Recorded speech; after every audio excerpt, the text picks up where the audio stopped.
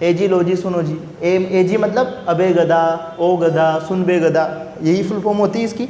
एजी आंखें लगा के टुकड़े टुकड़े देखता रहेगा। अब जैसे अरे आ गया तो ये वहाँ से हिलेगा नहीं, बहुत समझदार होता है, हिलेगा नहीं। भाई एमिनो एसिड आ गया तुरंत पहचान लेगा, अच्छा एमिनो एसिड आ गया, तो किसको बुलाएगा? अरे टीआरएनए आ, टीआरएनए को बुलाएगा। किसको बुलाएगा? टीआरएनए को। और खुद वहाँ पे ऐसे रहेगा, हिलेगा नहीं, क्योंकि अगर वो वहाँ से हट गया तो आगे निकल जाएंगे एमिनो एसिड। बच्चों आज इस वीडियो में अपन देखेंगे डीएनए और आरएनए। डीएनए और आरएनए दोनों ही न्यूक्लिक एसिड होते हैं, जिसको हिंदी में बोलते हैं केंद्रक अम्ल।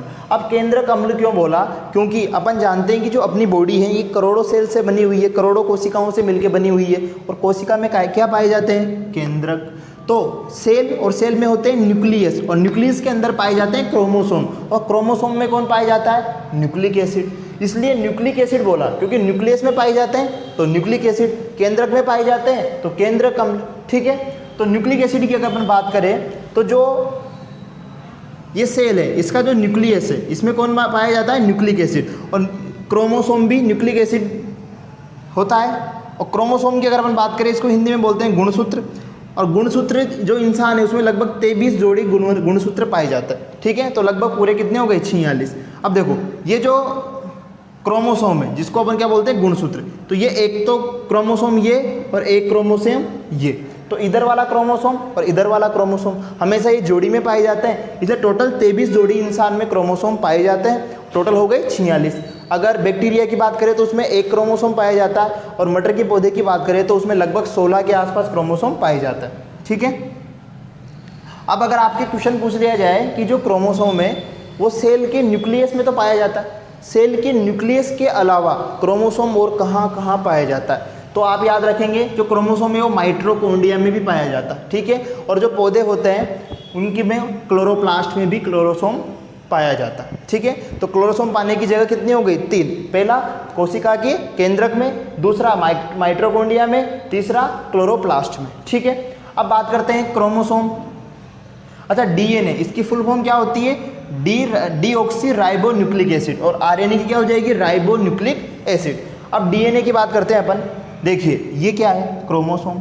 अब ये जो क्रोमोसोम है, अगर मान लीजिए इस क्रोमोसोम को, जैसे मान लो मैंने इधर खींचा, ये क्रोमोसोम है, इसको थोड़ा इधर खींचा, तो इधर खींचते ये जो आपको ये शेप बन रही है ना, ऐसे सर्कल सर्कल लच्छे जैसी, तो इस शेप को बोलते हैं बेटा डीएनए। इसको क्या बोलते हैं? डीएनए। मतलब जो क्रोमोसोम है, और क्रोमोसोम को नीचे से खींच ले, थोड़ा सा इसको डिवाइड कर दे और जूम करके देखिए तो उसको बोलेंगे डीएनए। अगर मान लीजिए इस डीएनए को बहुत तेजी से खींच दिया, बहुत तेजी से खींच दिया, बहुत ज़्यादा इसको जूम कर दिया, तो इसको जब जूम करके देखेंगे तो बेटा ये होता है जीन। क्या होता है? जीन।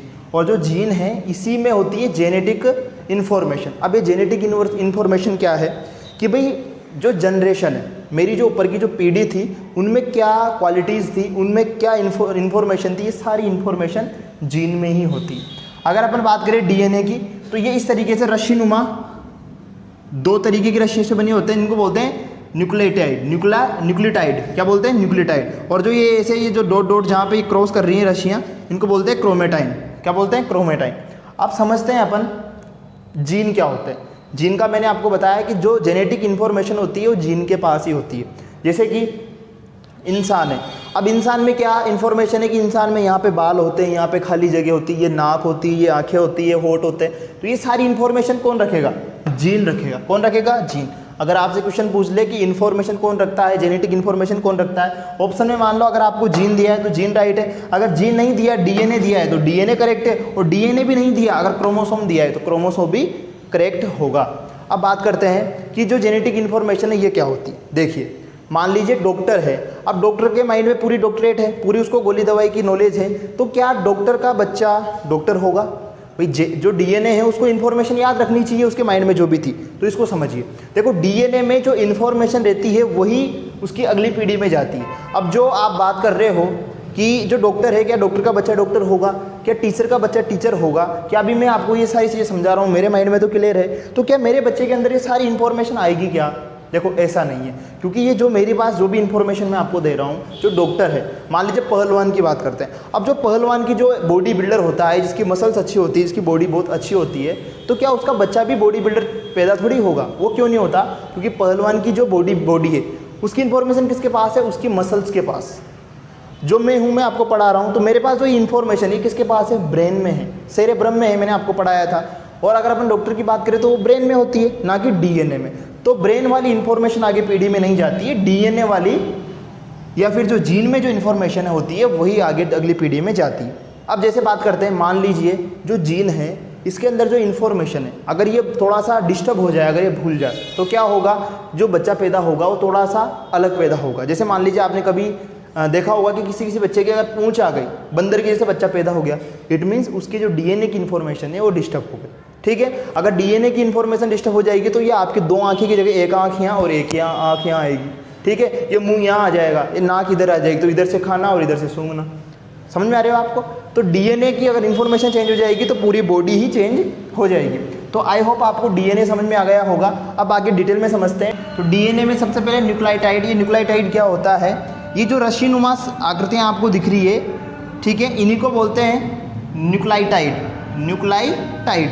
अब न्यूक्लियोटाइड की अगर अपन बात करें तो ये 2 पार्ट में डिवाइड होता है। एक तो होता है न्यूक्लियोसाइड, दूसरा होता है फास्फेट। और न्यूक्लियोसाइड फिर 2 पार्ट में डिवाइड होता है, शुगर और नाइट्रोजन बेस। आपके क्वेश्चन ऐसे आएगा कि जो डीएनए है इसके मेन कंपोनेंट बताइए। तो मेन कंपोनेंट आप 3 याद रख लीजिए, पहला है शुगर, दूसरा है नाइट्रोजन बेस, तीसरा है फास्फेट। ऐसे याद रख लो कि डीएनए 3 पार्ट में डिवाइड होता है, शुगर, नाइट्रोजन बेस और फास्फेट। ठीक है, शुगर की अगर अपन बात करें तो शुगर इसमें 2 टाइप की होती है, डीऑक्सीराइबोज और राइबोज। जैसे डीएनए की फुल फॉर्म भी क्या होती है, डीऑक्सीराइबोज न्यूक्लिक एसिड। तो डीऑक्सीराइबोज और राइबोज।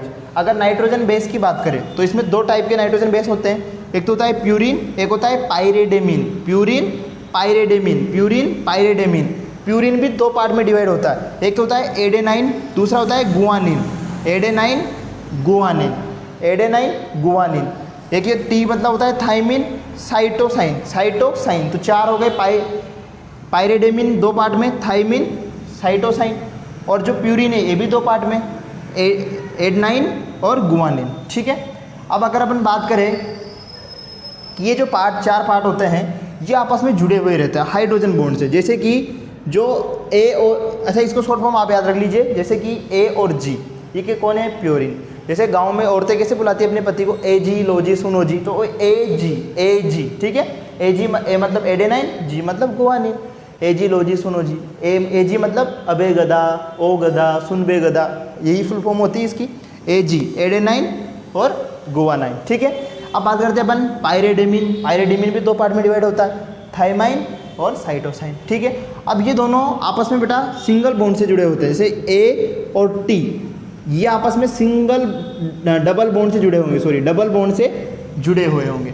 जबकि जी और सी है ये ट्रिपल बॉन्ड से जुड़े होंगे, ट्रिपल बॉन्ड से जुड़े हुए होंगे, ट्रिपल बॉन्ड हाइड्रोजन बॉन्ड से जुड़े होंगे। ठीक है, अभी जैसे यहाँ पे अगर अपन बात करते हैं, ये क्या है, एडेनाइन, ये टी मतलब थाइमिन, जी मतलब गुआनाइन और सी मतलब साइटोसाइन। ठीक है, तो इस तरीके से ये जुड़े हुए रहते हैं। अब बात करते हैं अपन, देखिए अपन ने डीएनए समझ लिया, आप समझते हैं आरएनए। आरएनए क्या होता है, देखो डीएनए में अपन ने देखा था कि 2 टाइप की शुगर मिलती है, एक तो डीऑक्सीराइबोज और एक होती है राइबोज। लेकिन आरएनए में ओनली राइबोज ही शुगर मिलेगी। दूसरा मैंने आपको बताया था कि अगर अपन डीएनए में थाइमिन को हटाकर यूरेसिल कर दे तो डीएनए ही क्या बन जाता है, आरएनए। इसका इट मीन्स आरएनए में थाइमिन नहीं होता, यूरेसिल होता है। तीसरा इसका जो स्ट्रक्चर है ये एकल कुंडलीय होता है। एकल कुंडलीय मतलब डीएनए ऐसा होता था, अपन ने देखा था, ये कैसा रहेगा, ये बस ऐसा रहेगा। ठीक है, ये है आरएनए और ये क्या है, डीएनए। अगर काम देखें आरएनए का काम क्या होता है, डीएनए का काम तो होता है इन्फॉर्मेशन को रखना, जेनेटिक इन्फॉर्मेशन को रखना। आरएनए का काम होता है प्रोटीन संश्लेषण। प्रोटीन संश्लेषण का मतलब क्या है, प्रोटीन को बनाना। अब आप समझिए अपनी बॉडी में प्रोटीन कैसे बनता है। प्रोटीन बनाने के लिए बेटा आपको टोटल 20 एमिनो एसिड की आवश्यकता होती है। टोटल 20 एमिनो एसिड से मिलके एक प्रोटीन बनता है, एक प्रोटीन बनता है। टोटल 20 एमिनो एसिड से मिलके एक प्रोटीन बनता है। अब 20 में से भी अगर अपन बात करें, जो 10 एमिनो एसिड है ये अपनी बॉडी में ऑलरेडी होते हैं, तो ये तो अपन को चाहिए नहीं, तो ये क्या हो गए, अनावश्यक, अनावश्यक, नॉट नेसेसरी। ठीक है, और जो 10 एमिनो एसिड है ये अपनी बॉडी को चाहिए, जो अपन खाने से अपन को मिलते हैं, भोजन से अपन को मिलते हैं, तो ये हो गए आवश्यक। क्या हो गए, आवश्यक एमिनो एसिड, कंपलसरी या फिर नेसेसरी एमिनो एसिड। तो समझ में आया। कि जो प्रोटीन है इसको बनाने के लिए टोटल 20 एमिनो एसिड से मिलके एक प्रोटीन बनता है, जिसमें से 10 अपनी बॉडी में होते हैं और 10 अपन को बाहर से लेने पड़ते हैं, मतलब खाने से लेने पड़ता है। अब देखो ये कैसे प्रोसेस कैसा होता है इसको समझिए। आरएनए 3 पार्ट में डिवाइड होता है, एमआरएनए, टीआरएनए और आरआरएनए। एमआरएनए का मतलब होता है मैसेंजर आरएनए, टीआरएनए का मतलब होता है ट्रांसफर आरएनए और आर मतलब होता है राइबोसोम। देखिए प्रोटीन का निर्माण काम करने का होता है राइबोसोम का, और इनको ट्रांसफ़र करने का काम होता है एमिनो एसिड का, ट्रांसफर आरएनए का, और मैसेज देने का काम होता है एमआरएनए का। ये देखिए अब क्या होता है, मान लीजिए आपने खाना खाया, अब खाना खाते उसमें जो एमिनो एसिड आएंगे उनकी इन्फॉर्मेशन कौन देगा, एमआरएनए। अब एमआरएनए ऐसे आंखें लगा के टुकड़े देखता रहेगा। अब जैसे अरे आ गया तो ये वहाँ से हिलेगा नहीं, बहुत समझदार होता है, हिलेगा नहीं। भाई एमिनो एसिड आ गया तुरंत पहचान लेगा, अच्छा एमिनो एसिड आ गया, तो किसको बुलाएगा, अरे टीआरएनए टीआरएनए को बुलाएगा। किसको बुलाएगा, टीआरएनए को। वो खुद वहाँ पे ऐसे रहेगा, हिलेगा नहीं, क्योंकि अगर वो वहाँ से हट गया तो आगे निकल जाएंगे एमिनो एसिड, तो टीआरएनए को बुलाएगा। टीआरएनए से क्या कहेगा, तुरंत लेके जा, इनको लेके जा। तो टीआरएनए का काम क्या होता है, परिवहन का, ट्रांसफर करने का, और एमआरएनए का काम क्या होता है, पहचानने का कि एमिनो एसिड आ गया। कौन से वाले एमिनो एसिड, आवश्यक एमिनो एसिड, क्योंकि 10 तो पहले से होते हैं, 10 अपन को बॉडी को चाहिए होते हैं। तो एमआरएनए का काम क्या है कि जो आवश्यक एमिनो एसिड है उनको पहचानना। टीआरएनए का क्या काम है कि ले जा इनको ले जा फटाफट से, मैंने पकड़ लिए, और वो खुद वहीं रहेगा। और ये टीआरएनए किसको जाके देगा, आरआरएनए को। ये आरआरएनए क्या करेगा, निर्माण करेगा, आरआरएनए प्रोटीन बनाएगा। तो आई होप आपको समझ में आ गया होगा। एमिनो एसिड 20 एमिनो एसिड से मिलकर एक प्रोटीन बनता है, उसमें से 10 अपनी बॉडी में पहले से होते हैं, 10 बाहर से लेने पड़ते हैं जो खाने से मिलते हैं। उस खाने में एमिनो एसिड को पहचानने का काम किसका होता है, एमआरएनए का। पहचानने के बाद उसको आरआरएनए तक लाने का काम किसका होता है, टीआरएनए का। ट्रांसफर करने का काम किसका होता है, टीआरएनए का। और बनाने का काम किसका होता है, आरआरएनए का। ठीक है, तो आई होप आपको समझ में आ गया होगा। अब बात करते हैं डीएनए से आरएनए कैसे बनता है और उस प्रोसेस को क्या कहते हैं। डीएनए से अगर आरएनए बनता है और आरएनए से अगर प्रोटीन बनता है, ठीक है, या फिर डीएनए से डीएनए बनता है, तो इस प्रोसेस को क्या बोलते हैं। अगर डीएनए से डीएनए बन रहा है तो इस प्रोसेस को बोलेंगे रेप्लिकेशन। क्या बोलेंगे, रेप्लिकेशन। डीएनए से डीएनए बनता है, रेप्लिकेशन। अगर डीएनए को आरएनए में कन्वर्ट कर दे, जैसा मैंने आपको बताया था, ठीक है, डीएनए को अगर आरएनए में कन्वर्ट कर दे तो इस प्रोसेस को बोलते हैं ट्रांसक्रिप्शन। क्या बोलते हैं, ट्रांसक्रिप्शन। डीएनए से आरएनए बनने का प्रोसेस है, उसको बोलते हैं ट्रांसक्रिप्शन। और अगर वापस से आरएनए से डीएनए बने तो उसको बोलेंगे reverse transcription. Reverse transcription, DNA से आरएनए ट्रांसक्रिप्शन, आरएनए से डीएनए रिवर्स ट्रांसक्रिप्शन। अगर अपन बात करें आरएनए से जो प्रोटीन बन जाए, अगर आरएनए से प्रोटीन बन जाए तो होता है ट्रांसलेशन, है ना। प्रोटीन से आरएनए नहीं बन सकता, लेकिन आरएनए से प्रोटीन बन सकता है, ट्रांसलेशन। ठीक है, तो देखिए डीएनए से आरएनए बन जाएगा, ट्रांसक्रिप्शन। आरएनए से डीएनए बन जाएगा, रिवर्स ट्रांसक्रिप्शन। डीएनए से डीएनए बना है, रेप्लिकेशन। और अगर आरएनए से प्रोटीन बन रहा है तो उसको बोलेंगे ट्रांसलेशन। आई होप आपको डीएनए और आरएनए समझ में आ गया होगा। अगर आपको समझ में आ गया है तो इस वीडियो को कर दीजिए लाइक, और ऐसी अमेजिंग वीडियोज़ के लिए हमारे चैनल को कर लीजिए सब्सक्राइब। फिर मिलते हैं अगली वीडियो में, तब तक के लिए जय हिंद।